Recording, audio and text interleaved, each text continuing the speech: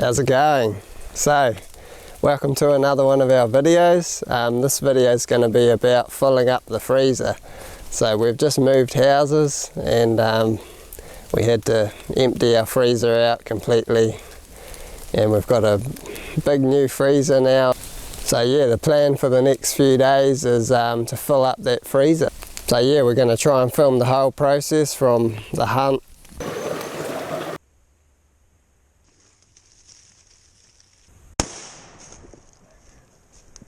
to the butchery,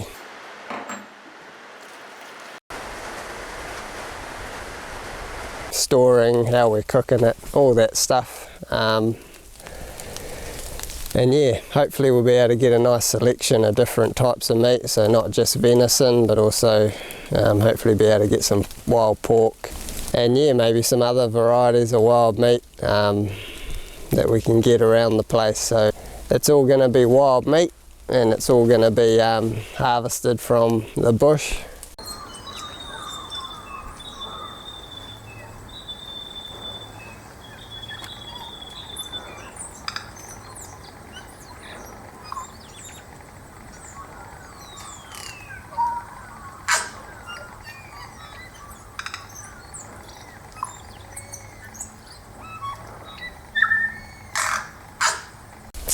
So yeah, it should be bloody good. We're going out for a hunt today. It's a wee bit drizzly. We got up nice and early, so we've got all day, and then we might camp out tonight as well. And yeah, so the main strategy is just to keep walking into the wind today as much as possible, go nice and quietly. And those are the two main things, I reckon. If we keep doing those, we'll end up shooting a deer at some stage today, hopefully. So yeah, should be good. Sweet.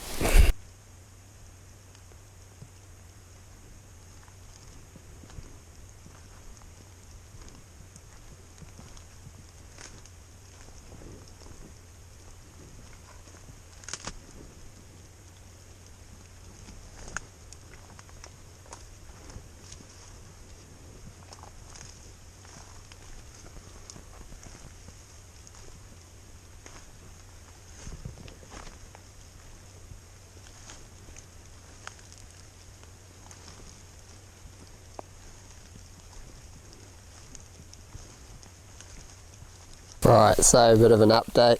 Haven't seen any animals yet. I've been sneaking around all morning. It's about 12 o'clock now, and it's been raining the whole time, so we're pretty wet.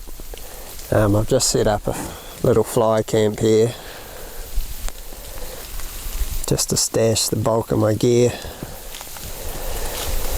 and so I've got a nice dry spot to come home to tonight. In this nice little saddle here. And yeah, I'm just going to take my empty pack now and hunt off this main ridge here, or just hunt down the side that has the wind flowing up it, which is this side at the moment.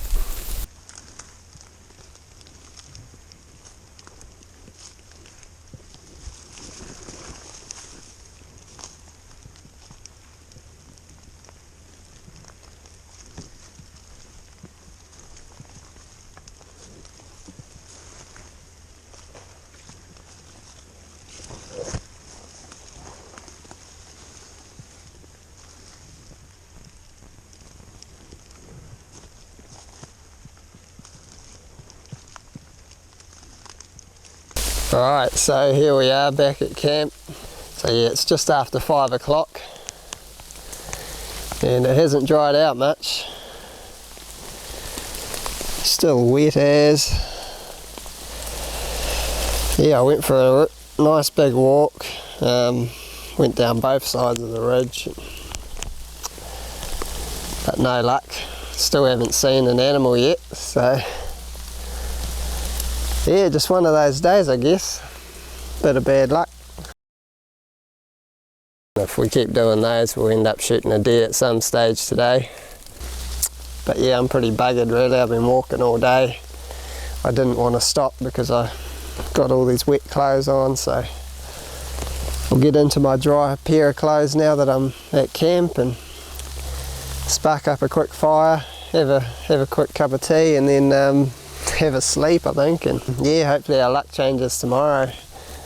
One good thing about the rain is when we wake up there'll be none of our scent around us because it'll all get washed away tonight, so you got to look at the bright side. Anyway, I'll see you tomorrow.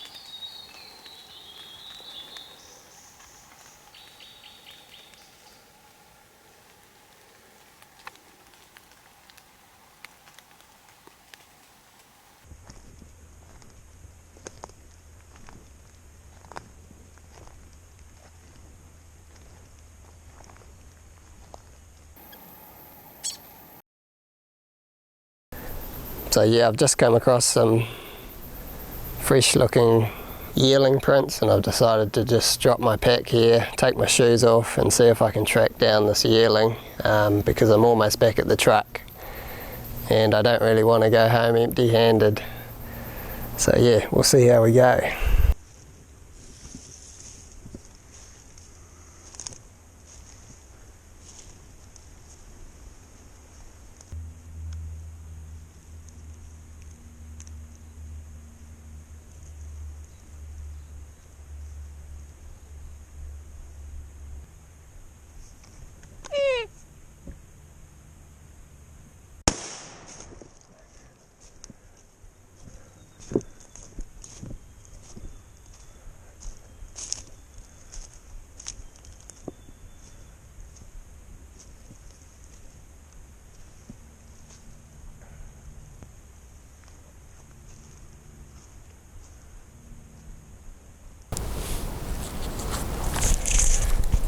Wow, we've had some success, finally. I was almost starting to think we were going to go home empty-handed there. I'm almost back at the truck. I can actually hear the traffic on the road. I don't know if you can hear that, but... So yeah, I was standing down here,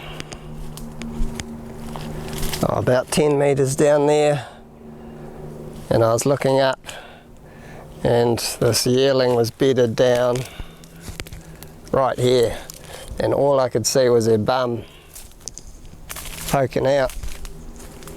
And then I was quite happy to wait there until she got up, but then the wind was blowing from behind me, so I knew she was going to smell me pretty soon, and sure enough she did. She jumped up and started running off.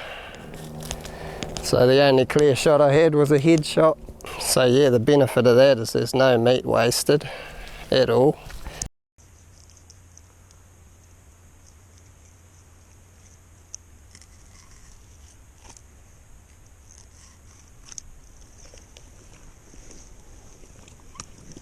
Right, so we're back at the pack. Just going to take the rest of the organs out, the liver and kidneys, put them in a bag to put in my bag. And then, yeah, we'll carry this back to the truck.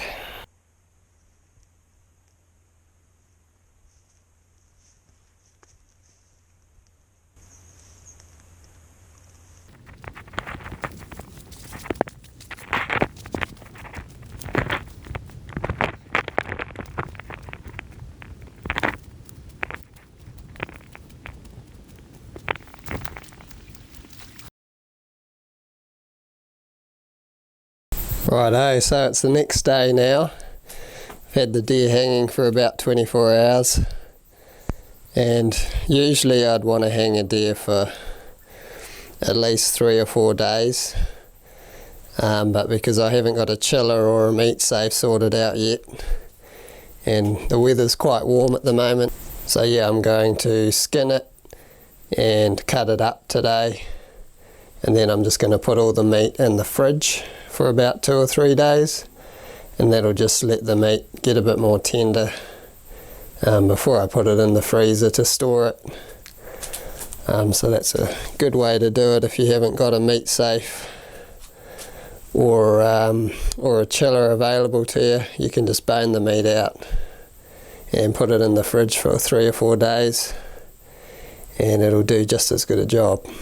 But the only downside to putting it in the fridge is that you don't have an airflow. So 3 or 4 days is about max. If you left it in the fridge for about 2 weeks, the meat would get a little bit slimy, which it doesn't do when you've got it hanging up in a chiller with airflow around it.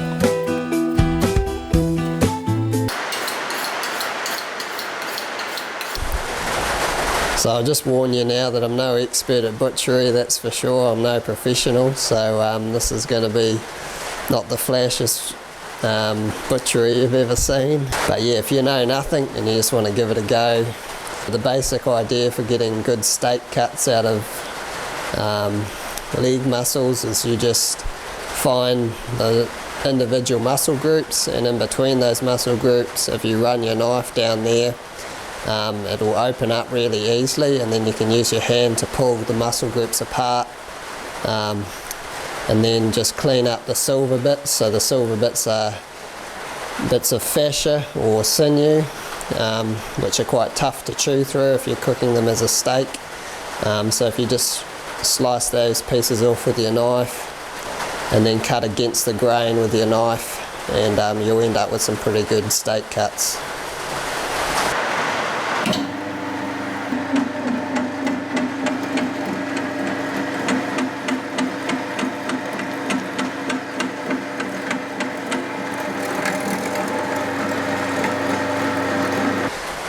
Sweet, so that's pretty much all the processing done for today. And as you can see, we've got a heap of meat off that yearling. All our nice beautiful steak cuts there. And we've got some nice shanks. Those will be the only roasting meat we'll be doing. That's sort of the only thing I generally will roast off a deer. Everything else tends to turn out a little bit dry, I find. So I'll just whack them in the slow cooker and just cook them all day, and they'll get really nice and tender, and they usually hold their moisture quite well, and all the tendons sort of get jellyified, and that's really nice. And then yeah, all the steak, and we got a good decent amount of mince. It's a big bowl. It's about 10 kilos of mince, so pretty good. I'm going to whack all this in the fridge now in bags, and then in a few days time I'll transfer all that into the freezer. Sweet. And of course we couldn't forget about the dogs. Wait.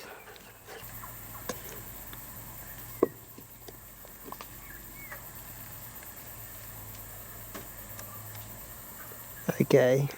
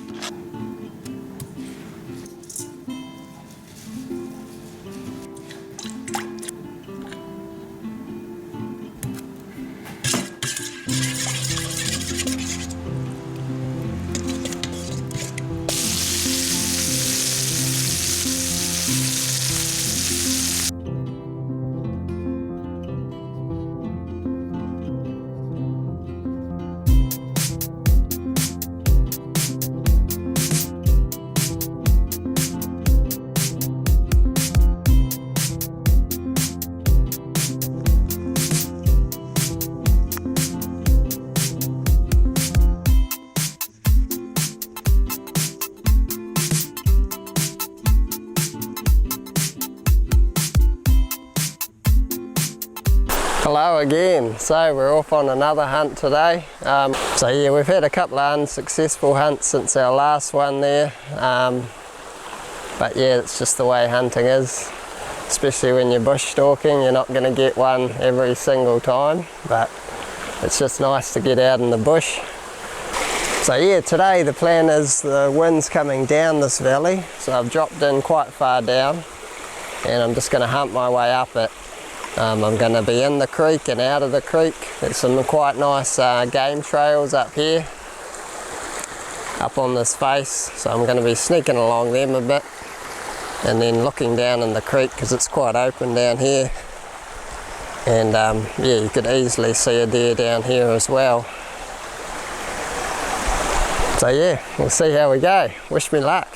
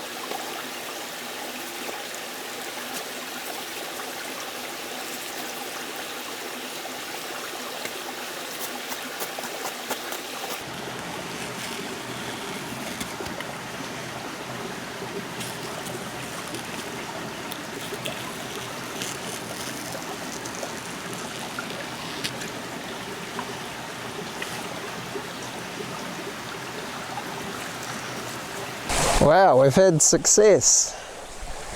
Shot this nice big-bodied spiker down here, not far out of the creek, and then yeah, I thought he was down and he got back up and ended up shooting him again just in the neck to finish him off down here in the creek. But yeah, big animal for a spiker, man. I mean, that body is like the size of a mature stag. It's huge. So there's heaps of meat on him and he'll be good tender eating. So I'm stoked about that. And there was even a bit of fat on him, which is unusual post-raw. So yeah, now the main job is to carry him out, which is the hardest job.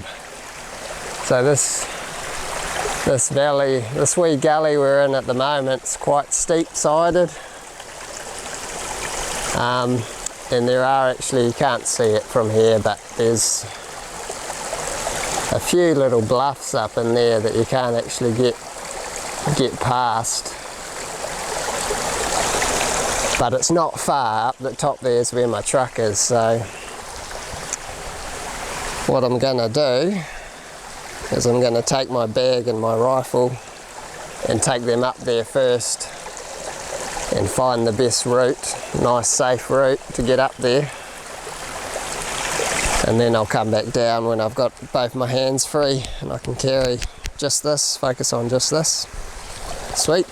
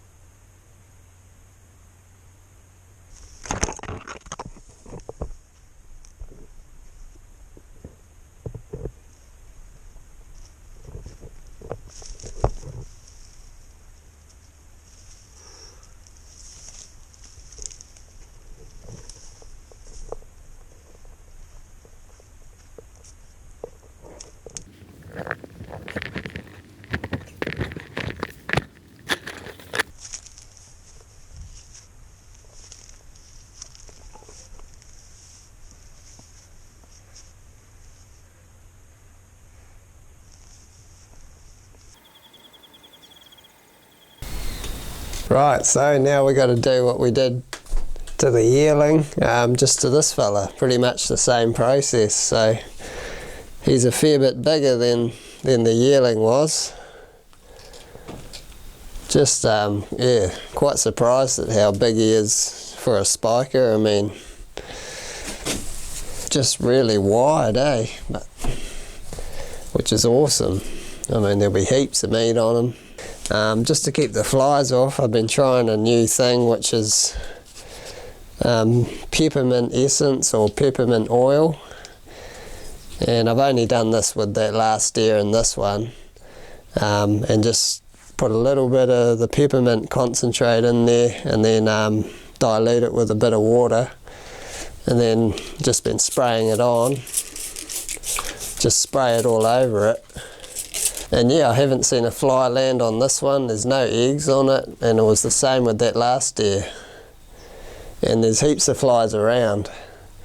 So yeah, it's like a 20-degree day today, and yeah, not a fly on it. So that could be a real easy lightweight thing to carry with you in the bush, even if you're going on like a 2 or 3 day trip to get some meat. You could just take a spray bottle empty with a little bit of peppermint oil in the bottom of it, and then when you shoot a deer, you could just scoop up a bit of water out of the creek to dilute it, spray it with this stuff, and should be sweet as. Save it from the flies anyway.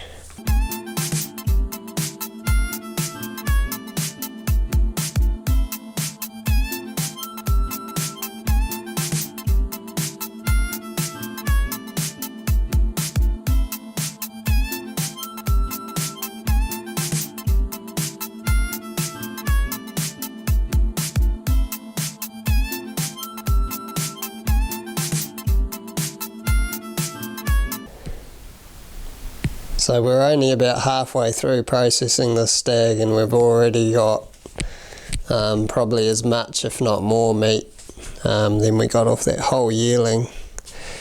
Some really nice big steaks in here.